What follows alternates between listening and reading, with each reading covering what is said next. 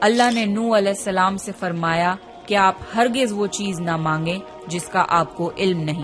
نوح علیہ السلام یہ بات سمجھ گئے اور فوراً اللہ سے توبہ کی۔ فرمایا، اے میرے پروردگار، میں تیری ہی پناہ چاہتا ہوں اس بات سے کہ تجھ سے وہ مانگوں جس کا مجھے علم نہیں۔ اگر تو مجھے نہ بخشے گا اور مجھ پر رحم نہ کرے گا تو میں خرابی والوں میں ہو جاؤں گا۔ کشتی نوح علیہ السلام اور ان کے ساتھیوں اور سارے جانوروں کی نسل کو لیے پانی کی تیز لہروں پر بلندی سے چل رہی تھی، مگر زمین پر موجود ہر چیز، انسان، جانور، پرندے غرق ہو چکے تھے۔ ان میں سے کوئی باقی نہیں بچا تھا، اگر کوئی بچا تھا تو وہ تھے کشتی والے۔ نوح علیہ السلام اور ان کے ساتھی 6 مہینے تک اس کشتی میں رہے۔ آخر اللہ کے حکم سے طوفان رک گیا۔